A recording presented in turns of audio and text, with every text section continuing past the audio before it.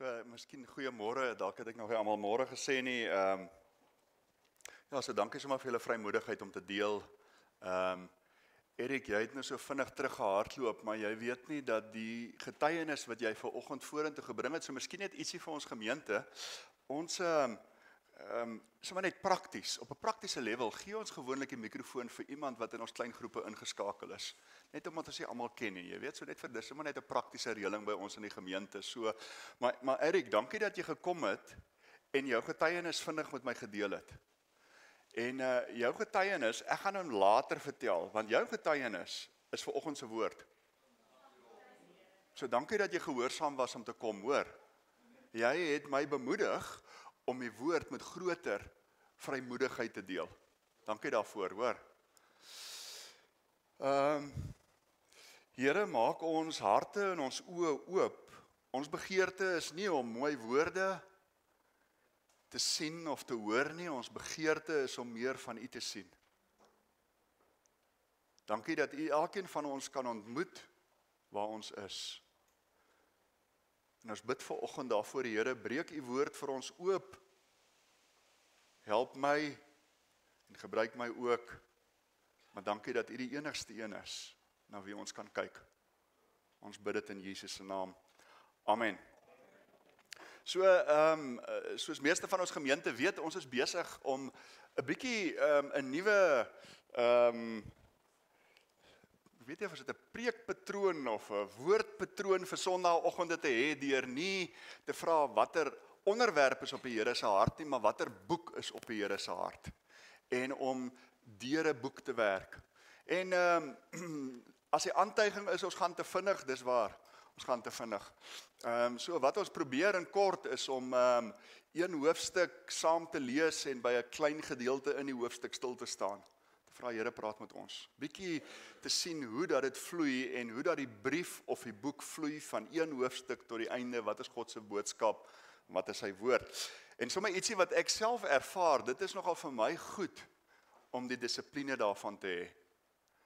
En wat dit verhoed, ek staan verstom hoe deeglik 'n kort briefie aan 'n gemeente kan wees.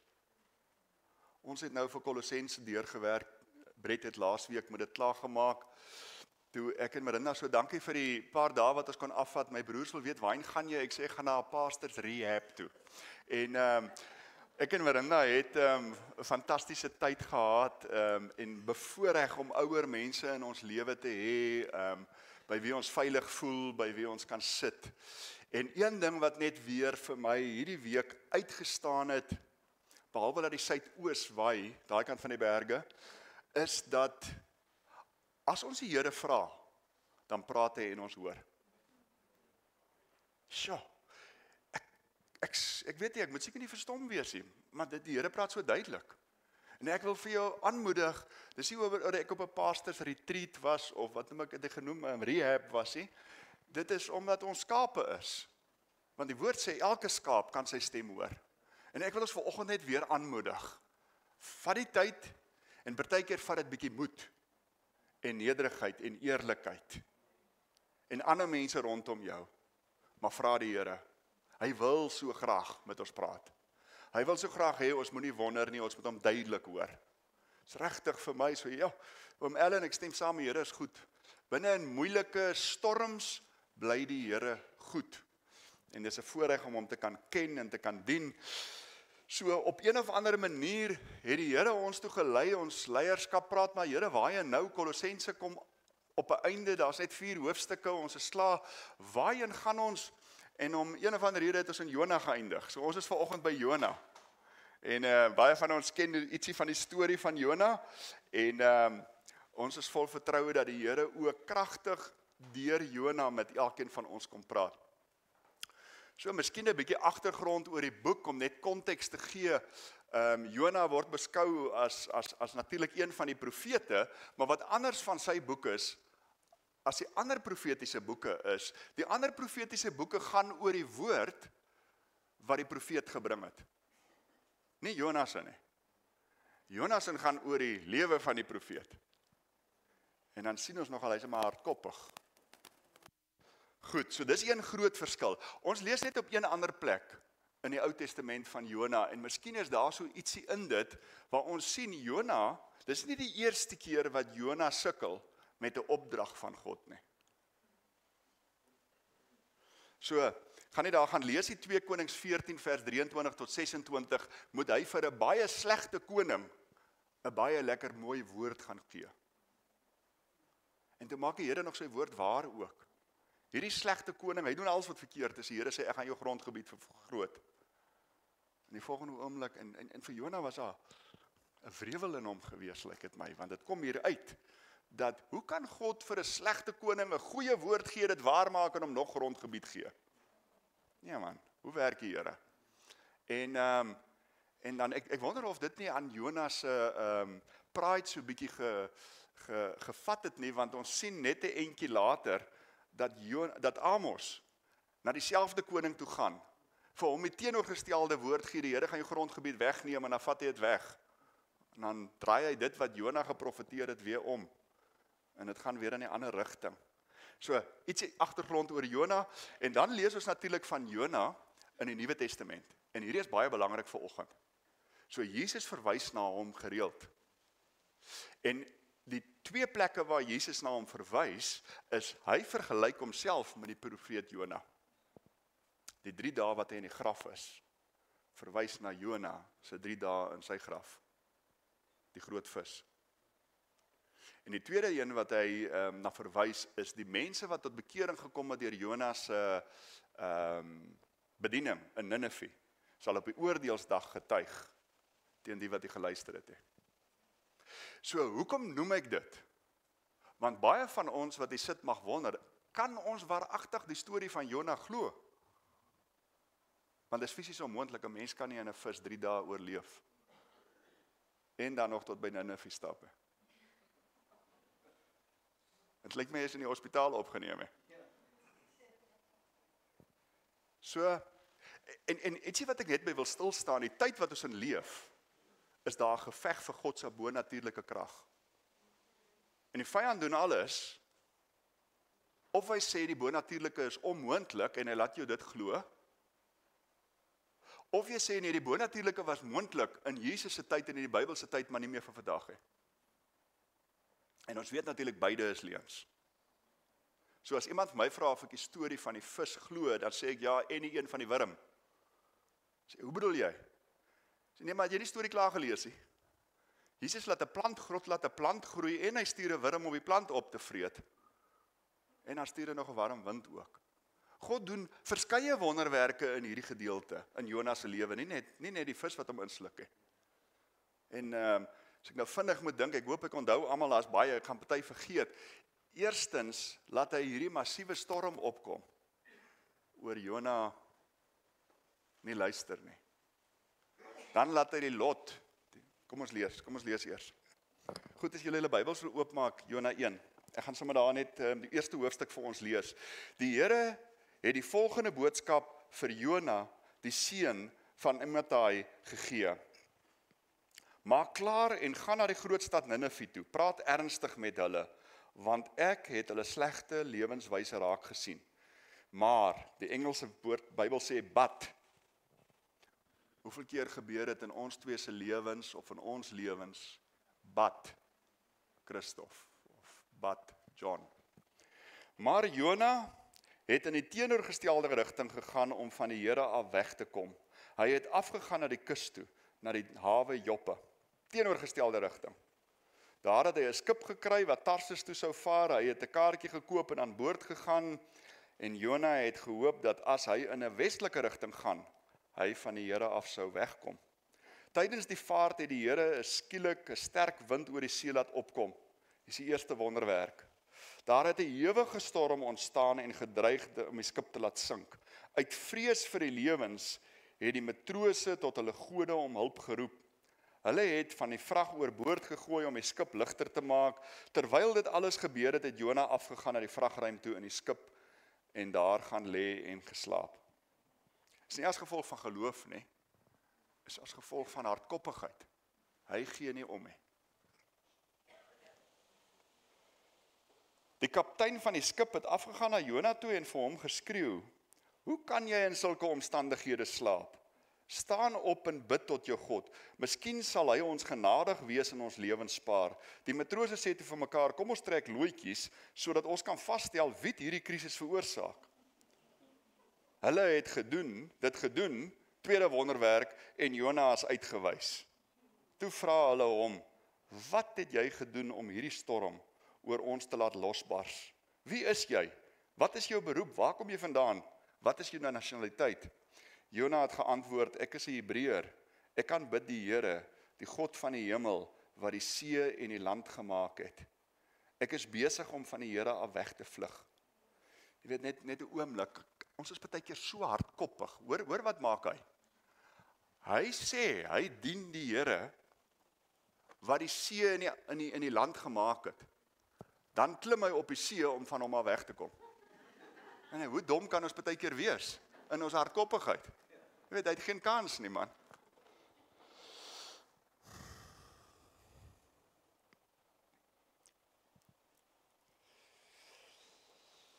Ek is besig om van die Here af weg te vlug. Toe het 'n groot vrees die matrose beetgepak. Hulle het uitgeroep, hoekom doen jy dit? Die storm het al hoe hewiger geword. Daarom het hulle hom gevra, wat moet ons met jou doen, sodat die see kan bedaar? Jona het hulle geantwoord, gooi my in die see en dit sal kalm word. Ek weet ek is die oorsaak van hierdie groot storm. Die matrose het egter, kyk hierdie ouens se goeie harte, hulle is ongelowige ouens, kyk hulle harte.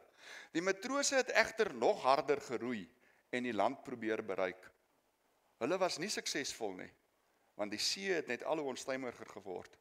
Hulle het die Here aangeroep en gesê, ag Here, moet tog nie dat ons weens hierdie man vergaan nie. Moet ons nie verantwoordelikheid hou vir dit wat ons nou gaan doen nie. Kyk, hoor julle hierdie ouens se harte? Hulle is die ongelowige ouens.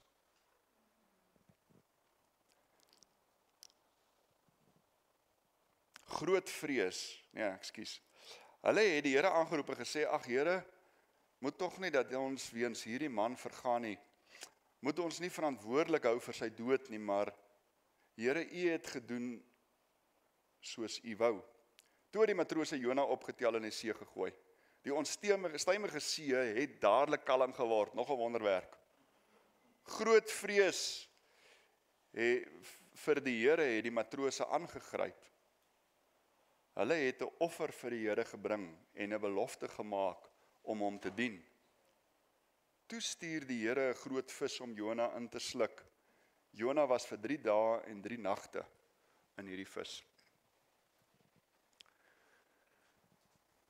So ietsie wat in die boek uitstaan, 4 hoofstukke. 2 hoofstukke gaan oor hierdie gelowige groepe met wie Jona te doen kry. Eerstens hierdie matrose of seemanne. En die tweede groep is die mense, is hoofstuk 1, matrose, en hoofstuk 3, die mense van Ninive. Die ander 2 hoofstukke bestaan uit Jona se gebede of sy gesprek met God. Hoofstuk 2 in die vis, nog nie in die visie, in die see. So ek wil jou aanmoedig, as jy in die week dalk 'n bietjie verder lees, luister na dit om te sien dat Jona begin bid het toe hy in die see weggesak het en weggesink het. Het hy begin bid en uitgeroep na die Here. As ek na hoofstuk 4 kyk, weet ek eintlik of dit opregte repentance was, maar hy was aan in nood genoeg om uit te roep. En toe stuur die Here die vis om hom. So, daar staan, die vis het hom ingesluk. En dan is daar 'n hele beskrywing, maar as jy die beskrywing reg lees, hy's nog nie in die vis in die eerste gedeelte van hoofstuk 2 nie. Hy's op pad om in die see af te sak tot onder op die bodem. Kyk, so miskien net 'n bietjie agtergrond, so 2 hoofstukke, 2 dele in hierdie boek.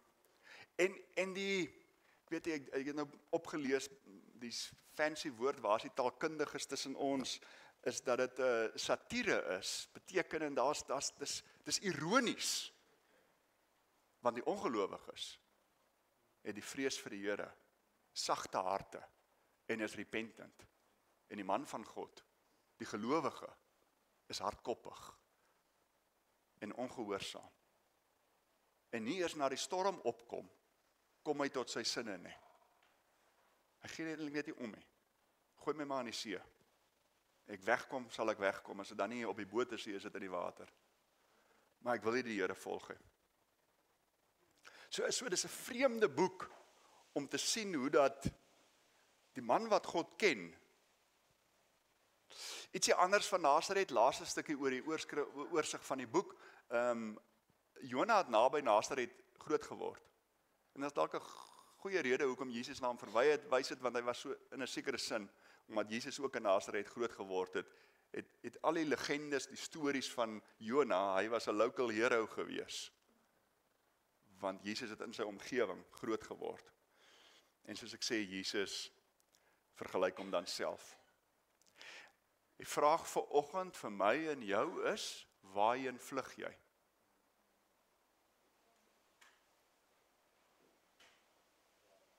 En ek vertrou die Here, al is jy nie op pad Tarsus toe nie, en al is jy nie Ninive stuur toe nie, dat ek en jy kan sien dat ons elkeen in seisoene en in areas van ons lewe wegvlug van die Here. En mag die Here ons daar kom ontmoet.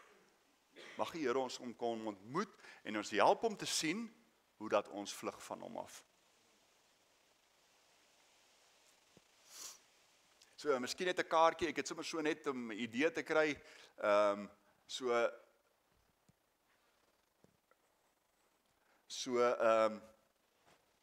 dis hier in Nasaret waar Jona was. God het hom na Ninive toe gestuur. Nou Ninive was die hoofstad van seker een van die wreedste koninkryke wat daar op die aarde was, die Assiriërs. Hulle sê duisende van hulle vyande op pale vasgekap, lewendig, om hulle en so het hulle gesterf oor 'n lang tyd. So, hulle was die voorlopers van dit wat die Romeine later as die kruisiging gebruik het. Maar hulle het begin daarmee, om hulle vyand vas te kap op 'n boom en te los om te sterf. Ninive is ook die stad van bloed bekend gestaan. So dis waarheen God vir hom gestuur het. Ek sien julle slegte leefstyl, gaan soontoe en gaan waarsku hulle. Nee, hy gaan see toe, vat die boot, in Tarsus reken hulle was daar in Spanje gewees. Hy het nogal 'n lang plan gehad, hy het nie kort gevlug he. Hy het ver gevlug. So 'n bietjie van die agtergrond. Ek dink is belangrik ook net om te noem, dieselfde stad is gewaarsku deur 'n ander profeet in die woord, Nahum. Maar dit was 150 jaar na Jona. En alhoewel ek dit noem, want in hierdie twee profete wat na dieselfde stad toe gegaan het en met dieselfde boodskap, is daar twee verskillende uitkomste. Die eerste is 'n repent, en 5 jaar na die tweede profesie van Nahum was daar geen teken van die Assiriese koninkryk oor nie. 0. God se geduld was op. En ons sê dit nie vandag meer vir mekaar in die kerk nie, maar ons moet dit vir mekaar sê, daar kan 'n punt in my en jou lewe wees, waar die God met ons leefstyl genoeg gehad het. En ons sien dit, hier het 150 jaar geneem. Miskien net so vir ons is die boek van Jona is geskiedkundig waar dit het plaasgevind. En daar's 3 hoofredes hoekom ek dit sou noem, is dat die skryfstyl daarvan is geskiedkundig. Dis nie in 'n ander taalvorm geskryf nie. Dis is soos al die geskiedkundige boeke geskryf.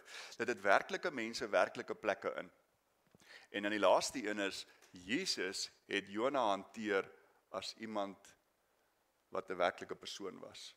Jesus het nie gedink dit was 'n gelykenis of 'n ander vorm nie.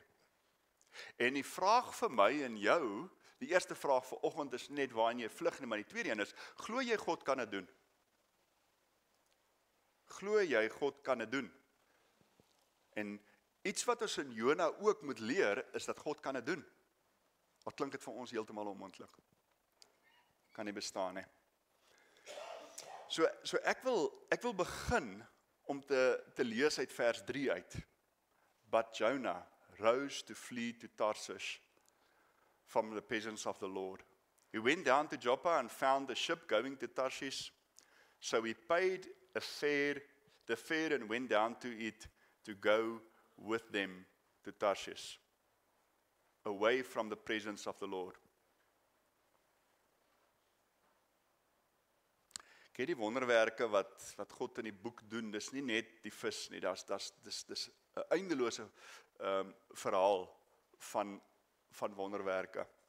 En ek wil die vraag herhaal wat ek in die begin herhaal het, is op watter manier vlug jy van die teenwoordigheid van God? Op watter manier vlug ek van die teenwoordigheid van God? En miskien met so 'n oomblik gee, dat ons dink daaroor, ons oë toemaak en vra, Here, help my om te sien dat ek in areas, of dalk sit jy vanoggend hier met jou hele lewe, rebelleer jy teen die teenwoordigheid van God en teen die gehoorsaamheid van God. Ek dink ietsie wat ek sommer net hierdie gesien is, ons spandeer nog partykeer geld ook op die dinge wat ons help om van God weg te vlug.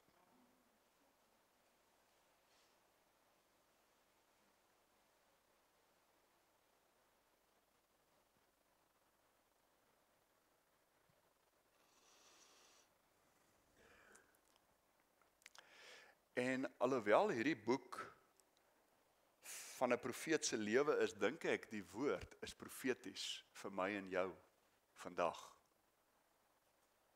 Dis nie per toeval dat ons uit Jona lees en moet hoor dat die Here erns daarvan maak dat hy met ons praat en ons in gehoorsaamheid wil sien stap nadat hy met ons gepraat het nie. En dat ons nie 'n lewe kan leef soos ons wil as ons die Here se stem gehoor het nie. Hier's net 2 groepe in die boek van Jona. En vanoggend is ons ook teenwoordig net 2 groepe. En die Here praat vanoggend met beide groepe. Die een groep is wat God gehoor het. En die ander groep is wat hom moet hoor. Nineve moet hom hoor. Die seilers moet hom hoor. Maar Jona het hom gehoor. Jona is 'n man van God, maar hy lewe soos hy wil. Jona is 'n voorbeeld van 'n vrou van God, maar sy lewe soos hy wil. Die res is verlore. En vanoggend kan die mense wees wat verlore is en die goeie boodskap moet hoor dat God wil hê dat jy moet ophou met jou leefstyl en terugdraai na hom toe. Of God praat vanoggend met ons wat Jesus aangeneem het, maar areas in ons lewe het wat ons leef soos ons wil. Daar's nie nog groepe in die boek van Jona nie en tussen ons ook nie. Niks tussenin nie. Dis net een van die 2 groepe.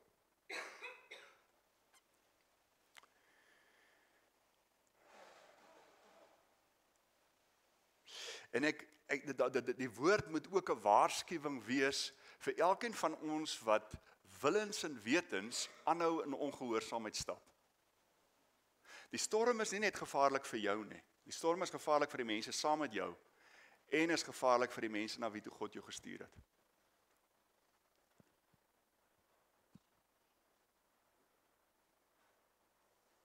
En God sê nie hierdie goed omdat hy wil reg wees nie. God sê hierdie goed want hy het mense wat hy liefhet. En God wil nie hê ons moet aangaan met ons lewens soos ons wil terwyl hy 'n ander opdrag vir ons het nie. Want hy het ons te lief daarvoor.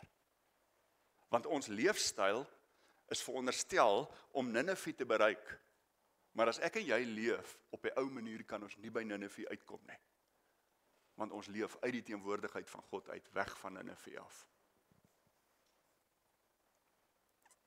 En ek wil weer, Brett het laasweek gepraat oor Kolossense 4 vers 5:4 tot 8. En hy het gepraat juis oor hoe ons 'n leefstyl leef na mense toe met 'n verwagting van oop deure. En toe ek na die boodskap luister, ek wil dit is 'n waarskuwing vanoggend vir elkeen van my en jou. En hy het iets op die einde gevra van hoekom is dit so belangrik dat ons in die wil van die Here stap? Teenoor die hoofstuk Kolossense 4 praat van buitestanders. Buitestanders meen hulle wat nog nie Jesus ontvang het en wedergebore is nie. Hoekom is dit so belangrik dat die Here wil hê ons moet op 'n manier na hulle toe leef?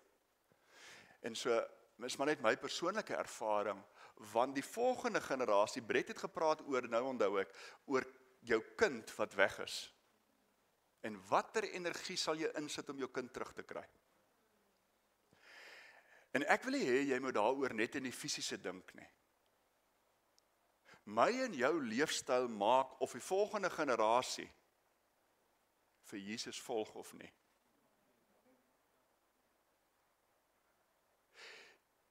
Jou kinders se geestelike ewigheid is op die spel, wanneer ek en jy leef volgens God of soos ons wil.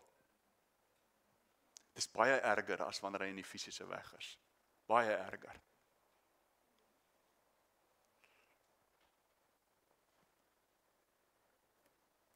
En ek en Marinda, ons is gister, ek wil net 'n stuk hoop saam met dit gee. Weet jy wat verstom my van die Here? En dit is wat Jona dink ek ook geïrriteer het. Is sy goedheid. Sy begeerte om rebelse mense terug te bring na hom toe. En dan genade vir hulle te hê. En dis hoekom Jona nie so toe wil gaan nie. Want hy gesê, ek het geweet die woord wat ek vir hulle bring, gaan nie waar word nie. Want hulle gaan repent en dan gaan jy genadig wees. Ek en Marinda is gister in trane, want so belangrik het vir my en jou is, dat ons leefstyl die volgende generasie sy rigting bepaal, dan wil ek na dit sê, but God. Want hoeveel mooi jong mense sien ons, wat uit hierdie gebroke, chaotiese huise uitkom, en voluit vir Jesus leef. Is die Here nie goed nie? Ek is bewoe oor dit, dat die Here genade gee, vir ons as ouers nie doen wat ons moet doen, he. En mag dit vir ons hoop bring, want niemand word uitgesluit, he. Daar's altyd hoop by die Here. Daar's altyd, sy hart is vir almal. So ek wil jou vanoggend aanmoedig. En miskien gaan jy, of bevind jy jou in 'n storm. Miskien is jy in 'n storm.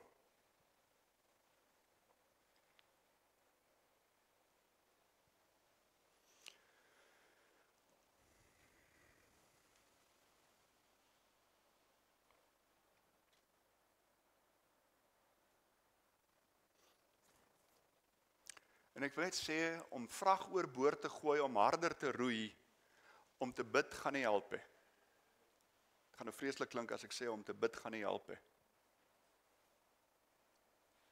Gehoorsaamheid gaan nie help. Dis al wat vir Jona gehelp het. Om te draai.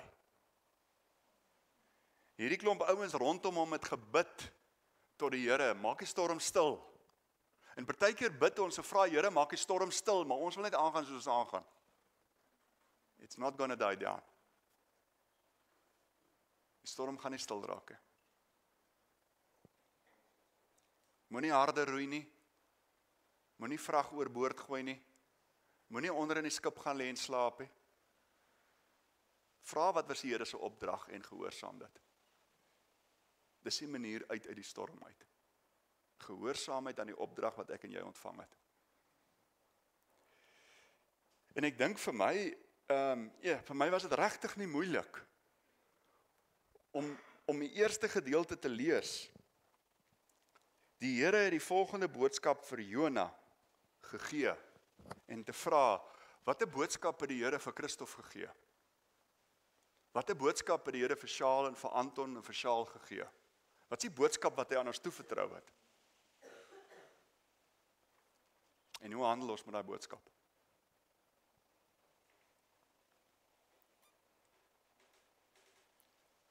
En wat vir my mooi was, is God se handeling met Jona was nie op die ouend net goed vir hom nie, dit was goed vir die mense saam met hom ook.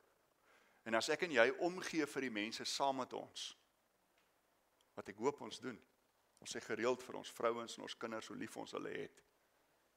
Ons sê gereeld vir mekaar dat ons mense saam met wie ons werk lief het, ons gemeenskap lief het. Maar as ons in gehoorsaamheid bly stap weg van 'n plek af waar die Here met ons oor gepraat het, dan moet ons erken ons het hulle nie lief nie. En ek dink dit was een van Jona se probleme hoekom hy nie Ninive toe is. Daar was eintlik geen liefde nie.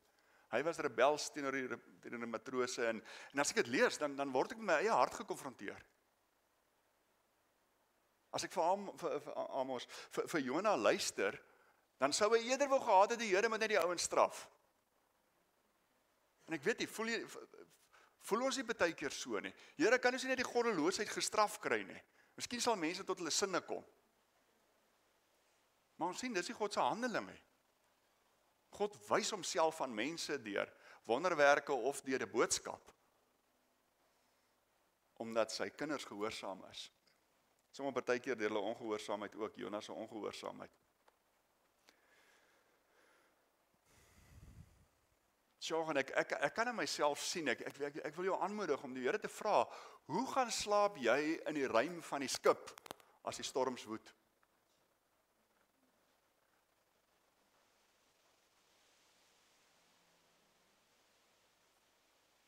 Ek dink sommer aan hoe ons in social media wegraak. Hoe ons in performance sport wegraak. Hoe ons in ons werk wegraak. Hoe ons in isolasie wegraak.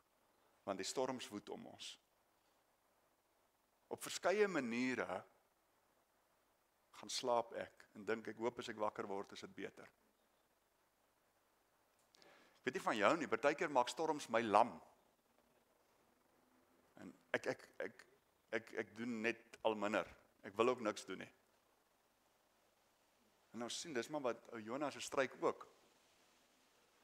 Maar wat moes Jona eintlik doen? Hy moes 'n man wees en opstaan en sê, ek is skuldig, kom ek doen wat die Here vir my gesê het. Ek hou op om weg te hardloop, te slaap en weg te kruip. Want die storms gaan nie stil word as ons dit doen nie.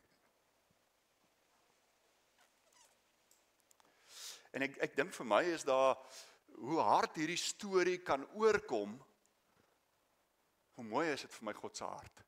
Hy laat nie vir Jona toe om weg te kom nie. Is dit mooi nie? Is dit verblydend nie? Dat die Here vir my en jou nie toelaat om weg te kom nie. Hy het ons te lief. Hy gaan ons nie los om Tarsus toe te gaan nie. En daar's iets van God se hart in dit. En ek wil ons weer, as die Here met jou praat oor hierdie weghardloop, hierdie uit lyn uitwees met 'n area of met jou hele lewe, ek wil jy moet onthou jou ewige lewe. Die mense na wie God toe jou gestuur het en die mense om jou se lewe is op die spel.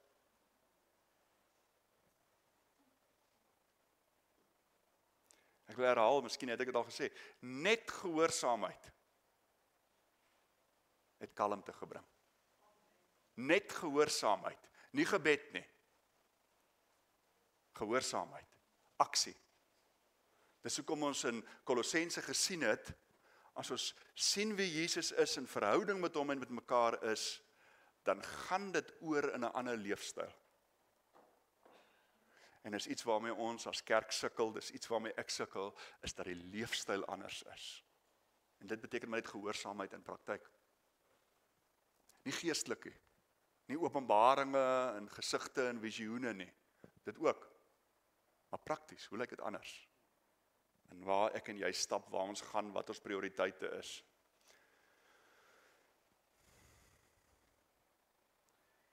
Vers 15, so they picked up Jonah and hurled him into the sea, and the sea ceased from its raging.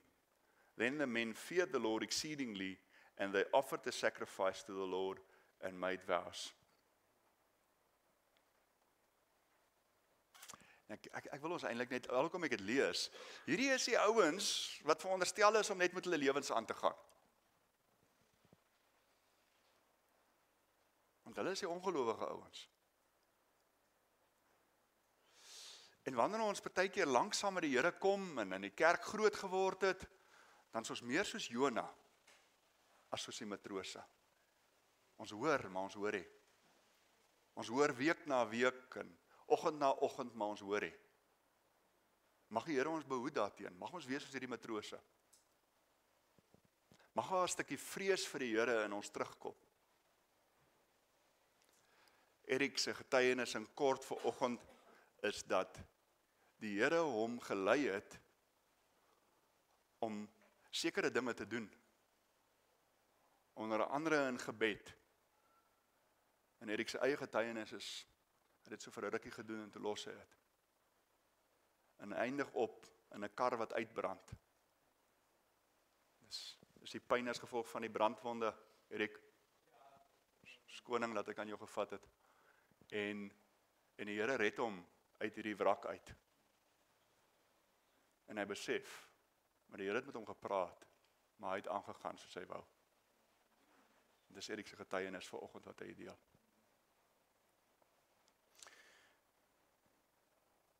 Ek wil teruggaan na Jona 1 vers 1 tot 2 toe, ek het net te vinnig na dit genoem, die Here het die volgende boodskap vir Jona gegee. En die vraag vir my en jou is, watter boodskap is aan ons toevertrou? Die goeie nuus van Jesus. Kan julle hoor dat Jesus se boodskap en sy boodskap vir die disippels dieselfde een is wat hy vir Jona gegee het? Repent, for the kingdom of God is at heaven. Is at hand. Selfde boodskap. Selfde boodskap. Selfde boodskap wat ek en jy het.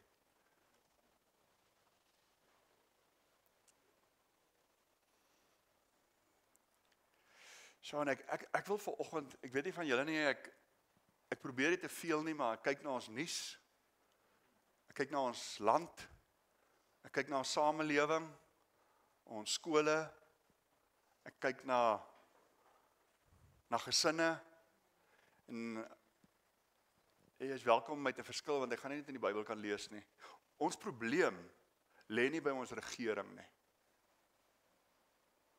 Ons probleem lê nie by ons munisipaliteite, by ons skole, ons skoolhoofde, ons gemeenskappe en ons werkplekke nie. Ons probleem lê by ons huis.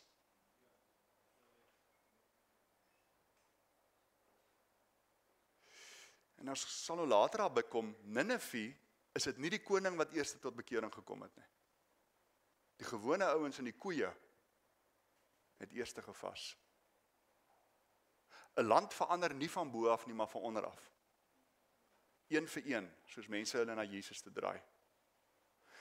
Die bydrae wat ek en jy kan maak, en daar's 'n groter bydrae as dit, is wat gebeur in ons huise. Dis by ons huis waar ons van God vlug of na hom toe vlug. En die volgende generasie, en ek wil nie te veel uitbrei nie, dwars deur die Bybel sien ons die patroon. As 'n generasie afwyk, wat gebeur met die volgende generasie? Hulle wyk verder af, en verder, en verder, in die natuurlike, tot die Here ergens 'n wonderwerk moet doen in 'n generasie se lewe, om hulle weer terug te bring. Hy het gewoonlik deur ballingskap gedoen. Ons land is ek is glad nie negatief, altyd 'n optimis, want Jesus is met ons. Ons land is in diep moeilikheid. En die grootste rede is dat ons huise nie na God toe vlug nie, maar wegvlug van hom af, in alle opsigte en in alle forme. God is nie die senter en die anker in ons huise nie. Ons kan in dieselfde ekonomiese omstandighede wees. Ons kan in dieselfde politieke bestel wees, en ons land kon heel anders wees, as huise Jesus gevolg het. En 'n mens sien dit. 'n Mens sien waar 'n brandarm huis die Here volg, en waar 'n welgestelde huis die Here volg, lyk dit anders as in die res van Suid-Afrika. Nou, so ons is nie uitgelewer aan die eksterne omstandighede nie. Ons is uitgelewer aan ons eie styl wat ons kies, en ons eie gehoorsaamheid wat ons kies in ons huise, eerstens. En as ek dit sê, is glad nie oordeel nie. So om ons aan te moedig, en hopelik kan die Here ons help om ons oë oop te maak, dat die verandering begin in ons huise. En hoe kan ons daai boodskap uitdra waar ons werk, in die woongebied waar ons bly, by die skole waar ons betrokke is, of die sportklub of waar ons ook al is. Dis God se plan. Nie 'n nuwe politieke party aan bewind nie. As ek na oor die geskiedenis kyk, is hulle almal korrup. Party is net korrupter as ander. Ons los dit daar. Suid-Afrika is in die moeilikheid as gevolg van wat in ons huise gebeur, of ons na God toe vlug, of weg van hom af. En op 'n manier, En ons bedoel almal goed, ek ook. Maar het ons die Christendom te sag en te swak gemaak, hè? Vrees vir die Here het kerk verlaat, het huise verlaat. Nou wil ons hê die wêreld moet hulle aan Jesus steur, maar ons self doen nie. Want Jesus is ons buddy, en ons motivation, en ons life coach, but he's not God and Lord anymore. En ergens iets in Jonas se storie moet ons God se liefde en sy waarskuwing sien. Beide is teenwoordig in God. Hy's nie net die een nie. Hy's nie net die God wat hart is nie. Nee, Jonas se storie vertel eintlik 'n ander storie. God is die een wat alles sal doen om te sien dat mense na hom toe draai. Omdat dit goed is vir hulle. Omdat die bloedvergieting stop. Omdat die chaos in huise en in samelewing stop wanneer mense na Jesus toe draai. So, kan ons die Here vra om ons oë oop te maak en ons harte oop te maak dat Jesus eerstens koning is. Eerstens koning is. Taal wat ek baie keer makliker verstaan is, hy is my baas. Voor hy my buddy kan wees, kan hy my buddy wees, hy is koning, hy is God. En tweedens is hy my redder. En as ek die woord redder noem, dan moet ek vra, hoekom gebruik ek die woord redder? Want ek is sondig. En daar seker plekke waar daar konteks vir dit is. Maar moenie vir mekaar sê, jy is 'n goeie mens nie. Want dis nie waar nie. Dis nie wat die woord sê nie. Die woord sê, daar's 'n stuk geneigtheid en 'n stuk DNA in my en jou wat die verkeerde wil. En God hou nie daarvan nie. God wil dit kom verander. God is lief vir jou. Maar jy moet bysê, God is nie lief op dieselfde manier vir almal nie. Wat bedoel ons daarby? God se liefde vir iemand wat nederig sy knie gebuig het, lyk anders as sy liefde vir die een wat in rebellie bly weghardloop. Die liefde is nie dieselfde nie. Ons almal gaan nie na 'n beter plek toe as ons doodgaan nie.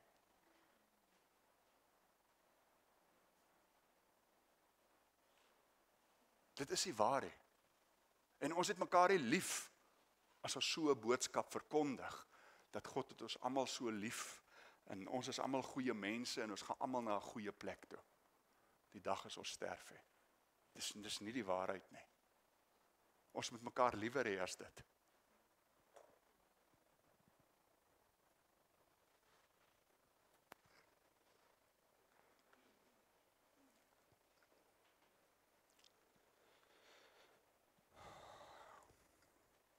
Dit is vanoggend se woord. Ons sien uit die boodskap van Jona uit, gelowiges en ongelowiges, daar's goed wat my God nie tevrede is nie, en die enigste manier uit dit uit is repentance en gehoorsaamheid. Of dit vir Nineve die matrose of vir Jona was. Dis die enigste manier uit, is repentance en 'n omdraai. En die vraag vanoggend is, in watter groep val ek en jy en wat doen ons? Jou, kan julle vir ons vorentoe kom en maak ons net tyd om by die Here stil te staan.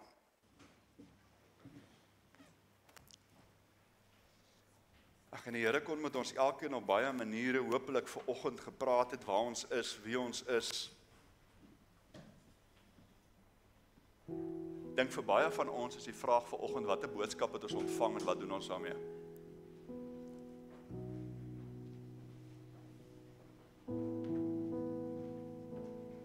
En as 'n waarskuwing vanoggend vir elkeen wat Jesus aangeneem het, is om hom te volg soos hy lei, nie te volg soos ek wil hê. Jesus gaan nie saam met ons waar ons gaan nie. Klink vir my meer na 'n waar boodskap vir ongelowige mense. Jesus gaan saam, want hy wil mense daar ontmoet waar hulle is. Maar vir ons wat in hom glo, sê hy, kom saam met my. Die Here help my om in die kleinste en die grootste dinge seker te maak dat ek gaan waar U my wil hê. Ek wil saam met U plan werk, Here. Ek vra U nie om met my plan te werk nie. Here, help my.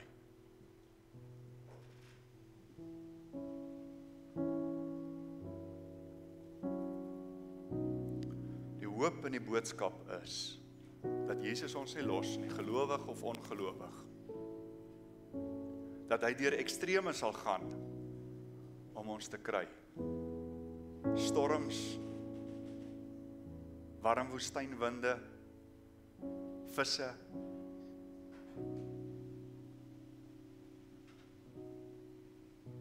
Die Here sal deur ekstreme gaan omdat hy jou liefhet.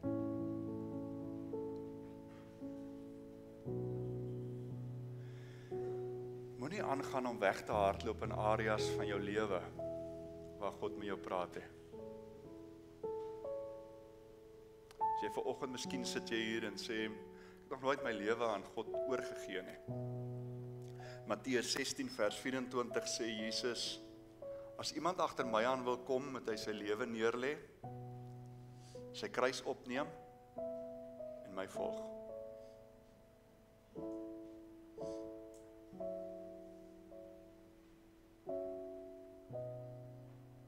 Miskien vanoggend praat die Here, is daai skrifgedeelte praat met jou vanoggend, dat jy op 'n plek is waar jy jou lewe moet neerlê.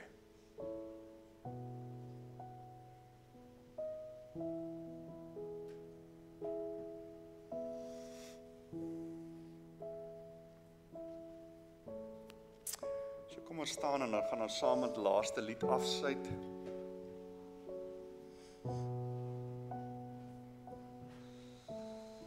Ek wil jou uitnooi om vorentoe te kom tydens die lied, laat ons kan saam bid en die Here kan vertrou.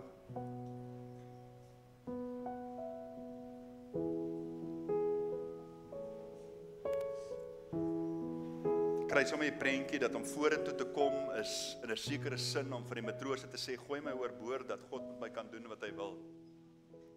Ek wil nie verder op hierdie reis wees wat ek is nie.